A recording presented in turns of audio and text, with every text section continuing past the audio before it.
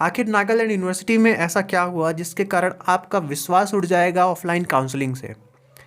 अगर आप नागालैंड यूनिवर्सिटी की वेबसाइट पे देखेंगे, प्रोस्पेक्टस दिया गया है, वहाँ पे आईसीआर की सीटों के अलावा एमएससी एजी में आपको टोटल 117 सीट्स मिलेंगी ऑल कैटेगरीज में। यहाँ से हम मान लेते हैं आपने सीटें देखी और आपने देखा कि आपको जो ब्रांच चाहिए उसमें आपकी एक सीट अवेलेबल है आपकी कैटेगरी में, ठीक है। जब आप एग्जामिनेशन वहाँ पे देने जाते हैं, उसके बाद आपकी रैंक आती है, तो आपको लगता है कि हमारा यहाँ पे सिलेक्शन हो जाएगा। लेकिन जब आपकी काउंसलिंग होती है और काउंसलिंग के 3-4 घंटे बाद एक नया सीट मैट्रिक्स आ जाता है और वो नोटिस बोर्ड पे नहीं, उनके दरवाजे पे लगाया जाता है कि अभी हमारे पास केवल 77 सीट्स हैं और जो हमारा मन करेगा उस ब्रांच में हम आपको सीट देने की कृपा कर देंगे। हो सकता है आपने प्रोस्पेक्टस में देखा होगा कि यहाँ पे एक सीट है हॉर्टिकल्चर की, तो हम यहाँ पे अप्लाई कर देते हैं, शायद यहाँ पे हमें सीट मिल जाए। लेकिन जब आप नई सीट मैट्रिक्स देखते हैं काउंसलिंग के 4 घंटे पहले, तो आपकी कैटेगरी में उस ब्रांच में सीट ही अवेलेबल नहीं है। अब इसमें किसकी गलती है? 4 घंटे बाद आप डिसाइड कर रहे हैं कि इस पर्टिकुलर ब्रांच में हम सीट अवेलेबल नहीं करेंगे, और उनके डीन द्वारा क्या आर्गुमेंट किया जाता है वो भी मैं आपको बताता हूँ। बताता नहीं, डायरेक्टली आपको दिखाता हूँ उन्होंने क्या बोला। सुनिए अच्छे से। We don't take the seat as per the seat allotment. We take as per the need of the hour. Okay? So our university have decided to take only 77 seats. But this should be out of uploaded, ma'am. that's why we have uploaded. Whatever has been uploaded earlier, this is the total number of seats allocated. Okay? But depending on the faculty numbers, supposing someday the faculty has retired, somebody has died, somebody has gone, we cannot continue to take the same number of students. That is why we go year wise, and this year we have only 77 seats. Is that okay? So that is why, according to that 7%, we have 5 seats for OBC.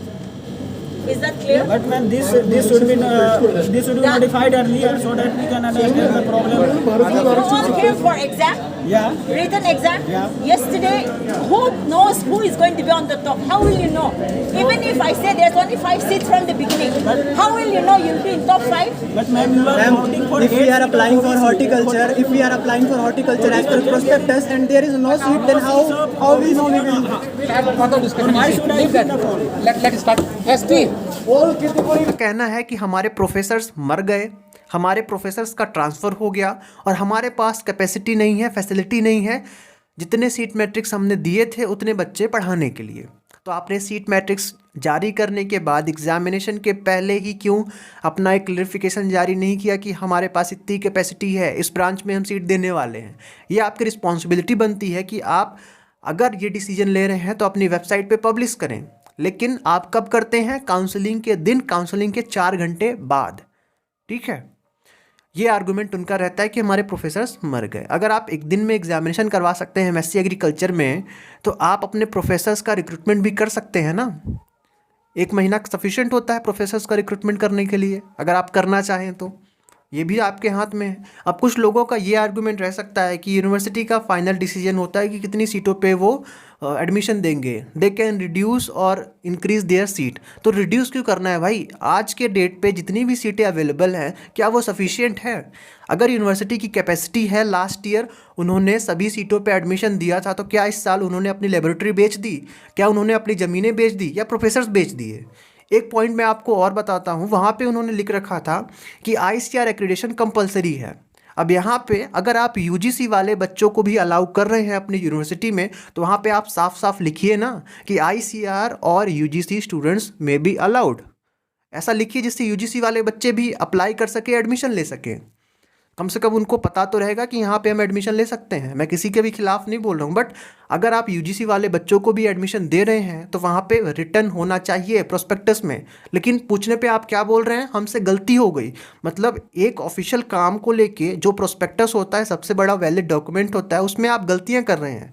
और ये गलतियाँ अगर भूल से होती तो आप उसका क्लेरिफिकेशन देते कुछ, लेकिन आपने जानबूझ के गलतियाँ करी हैं और उसको बाद में कब एडमिट कर रहे हैं? जब किसी ने आपकी गलती को पकड़ा है। ये गलती नहीं होती, जानबूझ के की गई गलती होती है। और इंटेंशनली जब गलती करते हैं ना, तब हमारा जो सर है वो झुक जाता है, ऐसा होता है। और आपने जो किया है सीट मैट्रिक्स घटा के वही किया है। कल को ICR में ऐसा ही होगा तो क्या करोगे आप? BHU में भी ऐसा होगा, सीट मैट्रिक्स कम कर देंगे तो क्या करोगे आप? यही बोलोगे कि ऑफिशियल्स का डिसीजन है, बाय यूनिवर्सिटी में भी इंक्रीज और डिक्रीज सीट, ऐसा चलेगा क्या हर जगह? मतलब आपके पास अगर सीट मैट्रिक्स है जो इन्फॉर्मेशन बुलेटिन में डाल रखा है तो उतनी सीटों पे तो आपका हक है एडमिशन लेने का, कि नहीं है? पहले से ही बता दो ना एग्जामिनेशन के पहले कि इतनी सीटें हैं, तो नहीं करेंगे बच्चे अप्लाई, नहीं करेंगे, अपना जो पैसा बर्बाद है, समय बर्बाद है, क्यों करेंगे इतनी सीटों पे? अगर आप देखेंगे OBC में सीटें ही अवेलेबल नहीं है, ना तो आपको हॉर्टिकल्चर में ना तो मेजर सब्जेक्ट्स में सीटें मिलेंगी। तो उनकी तरफ से आर्गूमेंट क्या था? फेस टू फेस जब हमारी बात हुई तो उन्होंने बोला कि लास्ट ईयर हमने इस ब्रांच में एडमिशन दे के रखा था OBC वाली कैटेगरी को, तो इस साल हम नहीं देंगे, फिर अगले साल हम देंगे। तो ये कौन सा तरीका है भाई अल्टरनेट एडमिशन देने का मेजर सब्जेक्ट्स में? तो ये तो किस्मत का खेल हुआ। फिर लकी ड्रॉ निकाल दो, डायरेक्टली एग्जामिनेशन क्यों ले रहे हैं फिर कैटेगरी वाले स्टूडेंट्स का? पूरे इंडिया में कम से कम ये बात पहुंचनी चाहिए कि एक ऐसी यूनिवर्सिटी जहाँ पे ऐसे तरीके से काम होता है, स्टूडेंट्स की डिमांड है कि जितना प्रोस्पेक्टस में आपने सीट मैट्रिक्स दे रखा था उतने सीट मैट्रिक्स पे आप एडमिशन करवा दीजिए।